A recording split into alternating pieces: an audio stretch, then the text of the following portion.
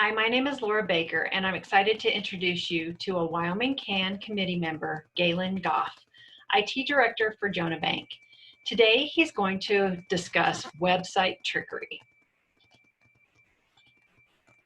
These are just some of the organizations on the Wyoming CAN committee that bring you the Cyber in a Box program. Some tips on trickery. So URL shorteners and obfuscation.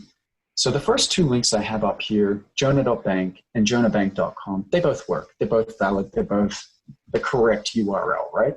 But the reason I have both on here is we recently transitioned from jonahbank.com to jonah.bank. And whenever you've encountered this with an entity online that changes their domain name and you plug in the old one, what typically happens is you get a redirect prompt saying, hey, we've changed our website address. You'll be redirected in 5 seconds to the new destination. We've all seen this. We're somewhat numb to that experience that, oh, okay, sure, you redirected. Yep, okay, that makes sense. The name still looks kind of similar. But look at the third link. This one is structured a little bit differently. We've always been told to look at the top level domain portion of an email address, which is the .com, right? But this one has two. Normally you look to the one on the right to be the parent level domain that you're actually going to go to.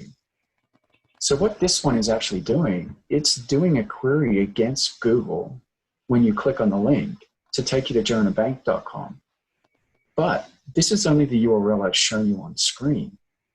When you click this one, it doesn't actually take you to jonahbank.com. This one takes you to jonahsbank.com, a fake website.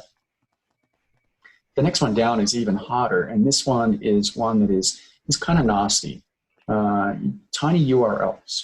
So marketing companies love them because when you engage a marketing company to do your marketing emails for you, what they want to be able to do is show you results, show you how many people clicked on the links within your emails.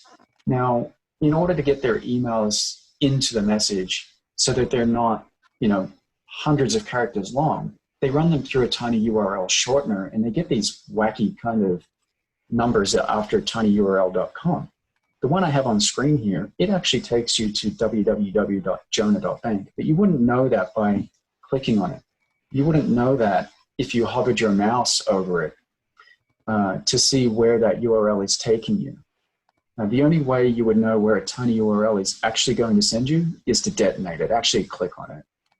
That's why we recommend if you get a tiny URL and the context of the email overall is, maybe not quite in line with one of your business processes and not something you need to be doing right then and there, I would recommend either deleting it or saving it for later to open up in a sandboxed environment, and that may take getting your IT staff involved.